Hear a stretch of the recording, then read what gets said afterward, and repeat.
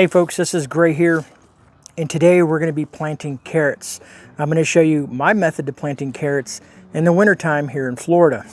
I've done a lot of research on the best way to plant carrots and to get the most possible best outcome of carrots, because the last couple of times I've done carrots, they haven't done so well. I've learned a lot about cold weather in carrots and how it sweetens the carrot, and it just does better in the cold.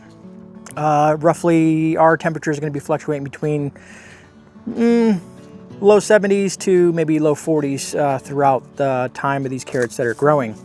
And everything that I've looked up, carrots will love this as long as you're getting the sun as much as they can, because they love sun as well, but they love the cool weather. It's going to sweeten up those carrots. Anyways, I want to apologize in advance. I'm going to explain what's going on here behind me with the garden. I've had to do some different things with the heavy winds that we got, and I've learned a few trials and tribulations kind of thing where things have gone sideways. Not really horribly, but I wanted to kind of resolve them before the garden got too far along. I did plant some other vegetables. We'll focus on the carrots first in planting them, and then for the folks that want to stick around and kind of talk about what's going on with the tomatoes and some of the other plants that we put in that I didn't get a chance to video because of the holidays. I just had to get the plants in before it gets too late. All right, so enough of the gibber and jabbering and whatnot. Let's go ahead and jump into the garden and let's see how to plant these carrots. And again, make sure you subscribe so that you can follow along to see from seed to harvest. You get to see how these carrots develop and how well I execute this process.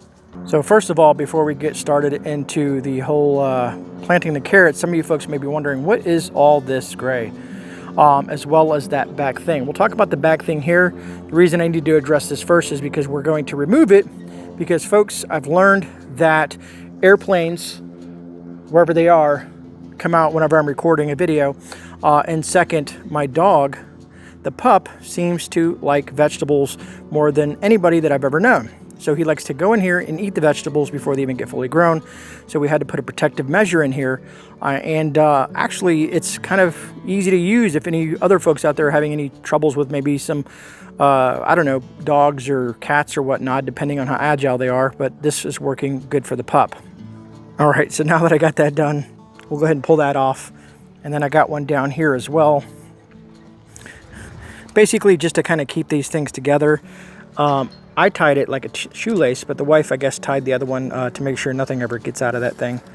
And I just set them right down here. And these things, you can just kind of pull up out of here, out of the garden. Of course, I want to be careful with my plants. But then, it's like an accordion style. So all I do is just bring it up like this. And there you have it. All right, so one thing you're going to notice with carrots is they are very, very small seeds. Let me bring this up close. I don't know if you guys can see that. They are very super tiny seeds. So be it the wind or anything of that nature, extreme rain or whatnot, it's going to mess up your carrot bed.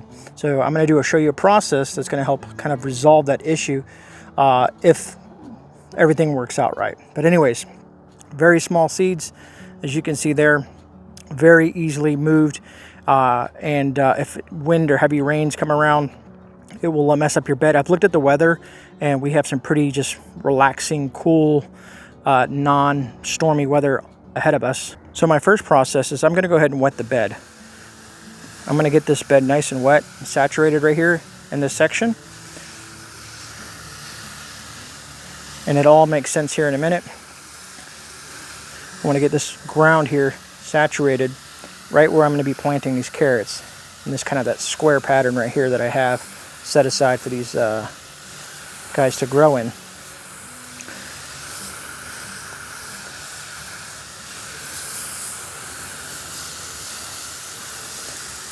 And the reason I'm doing this first is, if you can see, there's water puddling there, there's water puddling there, and it's going to help me flatten this out a bit. So I see where the puddles are, and it kind of gives me an idea of where I need to adjust the soil so it's a little bit more flatter, so that if it does rain, my seeds don't get washed away. Let's say, see that? I don't know if you can see how that water is going to travel there. It's going to make the seeds travel until they take hold. So go ahead and get that nice and wet there.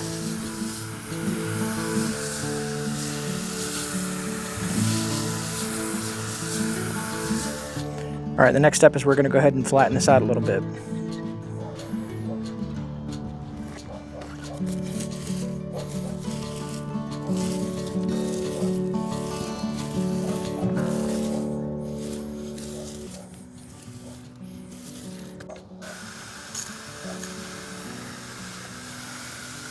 Another reason I'm going to go ahead and wet the ground after I got this flattened out a bit is when I go to put my carrots in, the ground is already saturated enough and the carrots can kind of take hold. Carrots can take anywhere from 14 days to 25 days to germinate. And you gotta kind of want to keep that ground moist. So especially around this time of year, there's not much water coming out of the sky, so you have to keep an eye on it. But as you can see, the water's not pooling like it was. So we have a nice flat surface to plant our carrots. So when planting carrots, they don't want to really go too deep. Some people will just take the seeds and kind of throw them around and then thin them out at that point. I'm a little bit more, I guess, OCD. So basically what I'm going to do here is I'm going to take a spot a little bit ways from this plant, so I'm kind of giving it my idea, and then I'm going to come across right here and kind of like just do like a little line, kind of get an idea where I'm at. And I'll do it here just to try to evenly space these carrots.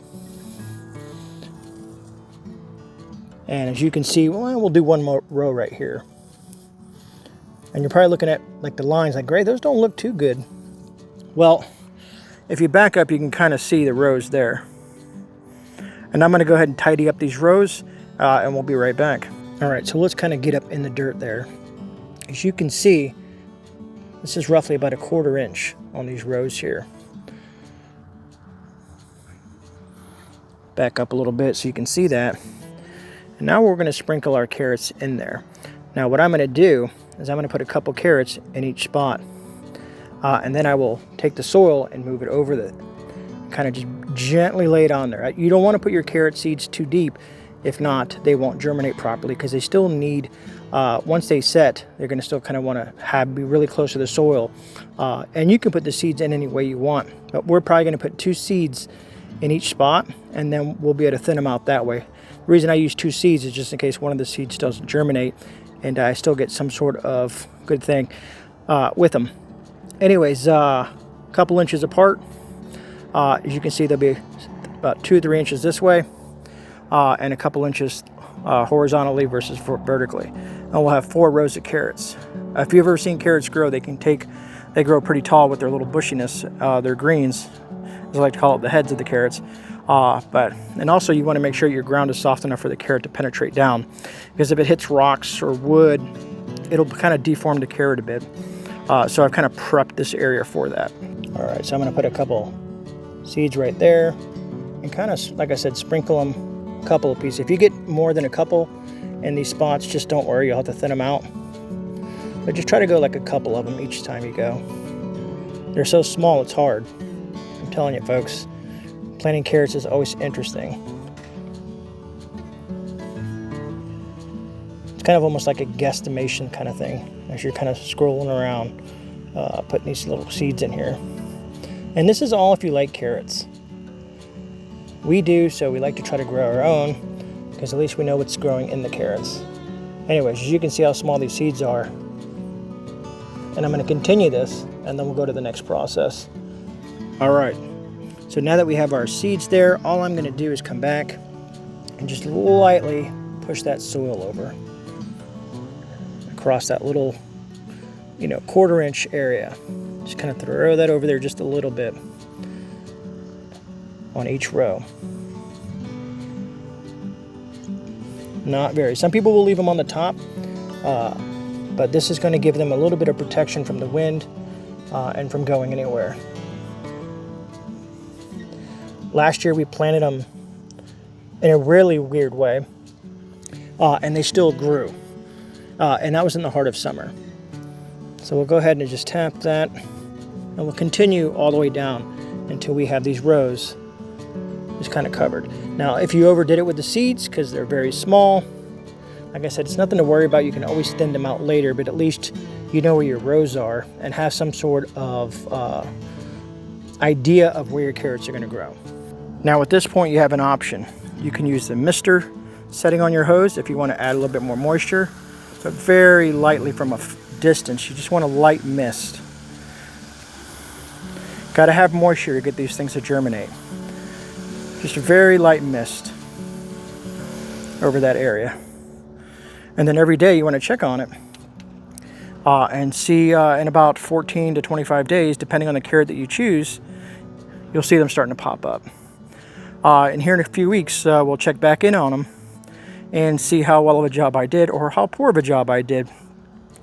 And again, like I said, these videos that I do in regards to gardening is just, you know, my experiences. I'm not a gardening guru or anything like that, but I've learned a lot, self-taught, from either YouTube or friends, my viewers, all those folks. So let's kind of talk about what I got going on here in the garden and how the rest of the garden is looking. As you see, there's been a lot of growth over the last couple of weeks over the holidays.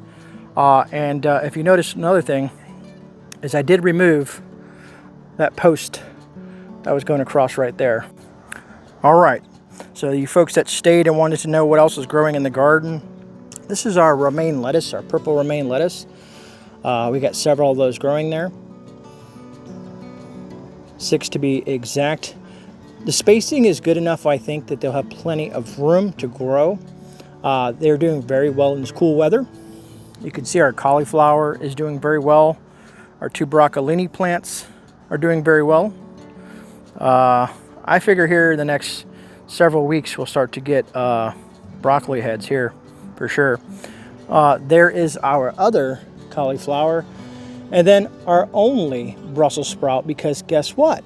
Hence why we have these barriers here, is because the pup decided to eat that one and that one that we had down there, our other 2 Brussels sprout plants, and we watched them on camera eat them. Oh, anyways, so right here we have 2 cabbage heads, and they are spaced almost about 20 inches apart. They should be more about 24 inches apart, because these things will get huge. Anyways, so we have purple onions growing there. Basically, let me back this up there. A line of purple onions that way, a few purple onions in here. And then let's go back here to the tomato plants. See if I can find the best view of that. So in between, I don't know if you guys can see that over there. Let me manage this camera through this fence here. That is an onion. And along the whole back row, let me see if I can get a better angle of this. We'll come up top here. So along right here, between the broccoli and the cauliflower and the tomato plants, there's onions that'll be growing all the way through the length of the garden bed. We spaced them several inches apart according to the guidelines. So we have onions there and onions there. You want to utilize the space that you have. So real quick, I guess let's talk about this as well. So I decided to use this setup. This is something that you can get at Home Depot, of course, or Lowe's. Basically, it's galvanized steel coated with this kind of like plasticky kind of thing on here that's made for gardening. And don't mind the tripod over there. Anyways, I felt this was going to be a better option for us than trying to use the string method, because we had some really strong, heavy winds, and it was wreaking havoc on that. In my really quick non-carpentry work, putting that bar across there just didn't work very well. As you can see, the tomato plants are doing well. These are all cherry-based tomato plants. I forget which ones these are, as I always do. I probably could just pull the little sleeve we have down here, and it's Candyland cherry tomatoes. That's the name of these tomatoes here, these cherry tomatoes. These are the ones that are getting a little less sun, and then this one down here is the one that's getting full sun. Now we've let this one go to flower because it is it's almost 3 feet tall. So we figured we start letting it go to flower. As you can see, there's tons of flowers there all over the plant. So we'll start to see tomatoes here probably in the next couple of weeks. And if you ever just want to, spice things along, you can just kind of tap the areas where the flowers are and let them kind of self-pollinate themselves a bit. But we have a lot of bees in this our neck of the woods, and they do a good job of pollinating the flowers as well. Again, this is the yellow pear tomato, which is my wife's favorite, and she has gotten probably, she's almost up there, up to about 2 feet now. We've been pinching off the flowers, but we're going to start to let it go too. If you can see right in here, the flowers. We were pinching up the flowers initially, basically every few days, to kind of let the plant focus on growing and it's establishing itself. We've noticed that these are just kind of bushing out. We're going to keep on pinching these off for a little bit longer, let them get a little bit more, maybe 1.5 feet, and then we'll start letting them flower as well. These things that we use here are just to block off the dog. But if you had to, you could use these and stretch these out and use them to trellis a lot of different things as well. But like I said, they're accordion style, so you can shrink them, make them longer, whatever you want to do with them. But they work good to keep the pup out. So anyways, folks, that's kind of where the garden's at right now. Just to kind of give you an overview of where we're at. We did put a couple of things, I guess I should mention. Over here, we got some more pollinators in here. I think, let me move over here. I know she planted some chamomile as well in each one of these spots. I transplanted our echinacea over here. That'll probably come back up in the spring. They're still shooting little sprouts out. We've cleaned this up and trimmed it up, and we had a couple extra of the cabbage plants. We're gonna try to see what happens in this spot here. So we got 4 cabbages over here just to see what happened. And what we plan on doing with this cabbage, honestly, is making our own sauerkraut. It's just something that we like. We like to kind of experiment with things. So we figure if we grow enough cabbage, if we make a couple mistakes, we'll have plenty to learn from those mistakes and kind of pick up from there, you know. If you guys have any things that you want to add, of course, in regards to that, please let us know. Again, this is going to be a herb garden majority of the time, but we're going to experiment with different things in this landscape. Hopefully, we'll get to add the 3rd bed this year. It's always depending on finances, and sometimes finances, you know, fluctuate. But anyways, folks, that is the current look of the garden. As you can see there, I'm going to raise it up for you. Everything is looking pretty good. We'll see how the carrots do. And then, like I said, after things get growing a little bit more, we might plug a few more things in, depending on the space allotted. You don't really overcrowd your garden. You want to give your plants the opportunity to spread their roots, grab as much nutrients as they can, because when you bunch them up, you run into the situation I did last year where some of the plants failed just because they were competing too hard against one another. So with proper spacing, you're going to get more abundance of food from what you're doing. And of course, that means space, and hence why we want a 3rd bed. We would actually like to have 6 beds total, but we're going to save that once we move into our forever home, which is hopefully in the next few years. All right, folks, that's going to wrap this video up. I'm losing the sun. Hopefully you enjoyed the video. As you can see behind me, the beautiful Florida sunsets, they always look gorgeous, even in a suburban area like this. If you got any value to it, hit that thumbs up button. If you're new here, please subscribe and check out the rest of the channel. Check out the gardening playlist. We've been at this for almost 3 years now, and we've learned a ton of stuff along the way, from books to online to YouTube videos and to viewer suggestions as well. I always love to hear from my viewers in regards to, you know, what they're growing, what neck of the woods they're in. I'm in Zone 9B here in the Central Florida region, more on the east coast of Florida. And some of us can garden all year, some of us can't. Some people are getting inundated with tons and tons of snow already from what I've seen in the weather reports. So if you're an avid gardener and you want to follow along, you know, what would I call myself? You know, adventure gardener, a novice gardener, and follow along and see my mistakes and see my, not just my mistakes, but where I excel at, and some of the things I've learned and how well it works for me in Zone 9B. Check me out. All right, folks, other than that, I want to say thank you all for watching. God bless every single one of you folks out there. And this is GreyMan. I'm out. I'll see you guys in a rebound. And remember, folks, you are not alone.